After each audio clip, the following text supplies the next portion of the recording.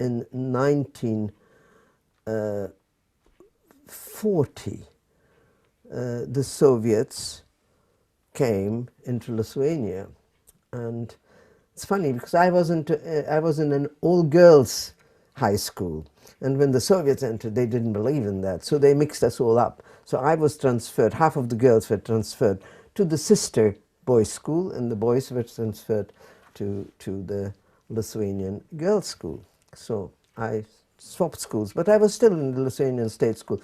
It was supposed to be one of my last year before exams, but in June 1941, as we all know, Germany attacked the Soviet Union, and Lithuania is right on the border, and German troops entered Lithuania. My little brother was in a children's summer camp, holidaying somewhere near the border. And I remember my father waking up, we all woke up to hear the news that war had been declared. And he rang the people who were in charge of those children's camps, and he said, "Look, what are you doing to the children who are right on the border?" And they said, "Oh, why are you panicking? It's maneuvers." And I remember my father getting so upset. He said, "It isn't maneuvers." We had had a lot of maneuvers. "It is war, I'm telling you. You need to evacuate the children." Anyway, that's the way the war was met. And we didn't know anything about Alec, but a lot of Jewish people and non-Jewish people started fleeing, particularly Jewish people, because they knew already that the Nazi regime wouldn't be a sort of holiday camp for Jews in Lithuania. So my father came to my mother from work. The first day he went to surrender his keys. He was a director of a cooperative, Parama. Then he came back and he said, "Well, we'll have to go. We'll have to bring a cart and we'll go. Shall we?" And my mother and we all deliberated, what about Alec? Alec is in the children's camp. If they send them to evacuate them to the Soviet Union, all well and good, but what if they send them back to Kaunas? And he can't find his parents. So, of course, we decided to stay.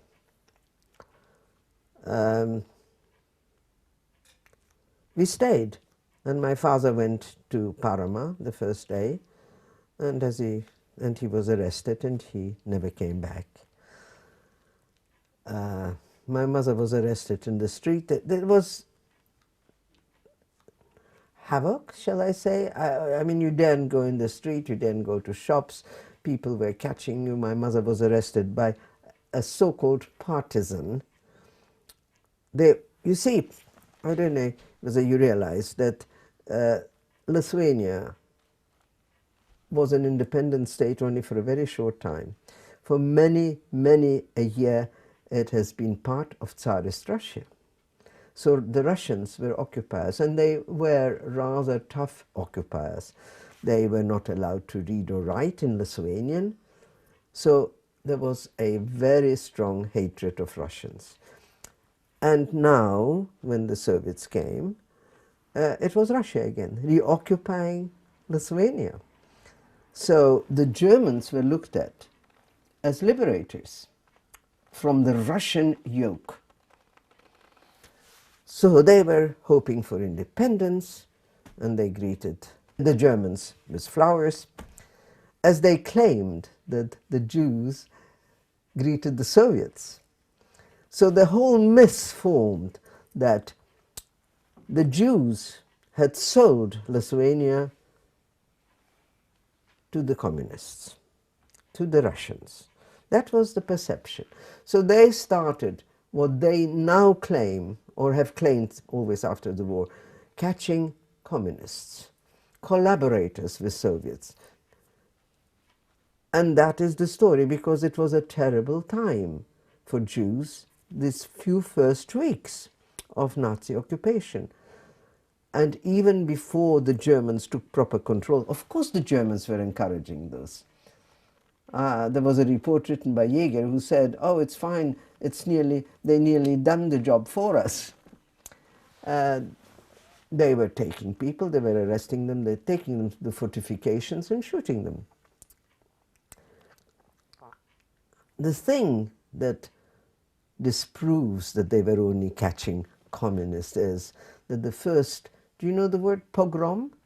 The first pogrom that took place in Lithuania was in a suburb, in Kaunas suburb, which is called Slabodka, where there was a very famous yeshiva.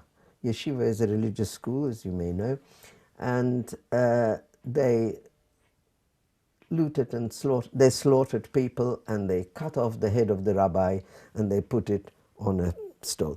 Now, no way were the Jewish yeshiva students communists, as you can understand. It's amazing how few people it needs to create such a situation, because of course it wasn't the majority of Lithuanians.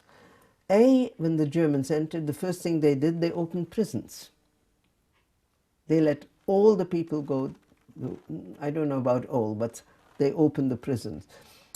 A lot of the people in the prisons, they said, were political prisoners, but a lot of them weren't. So the street was not only full of Lithuanians who hated Jews, but of criminals, real criminals.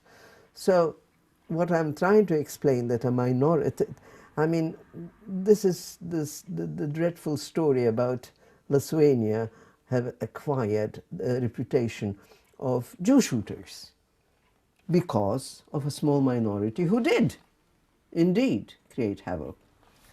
So when the Germans announced that by August 15th, every Jew had to move himself into a circumscribed area in Viliampole, which was to be the ghetto. We looked forward to it. We felt that at last we'll be safe and sound somewhere. As you know, it wasn't to be, but that's how we felt. It was a relief.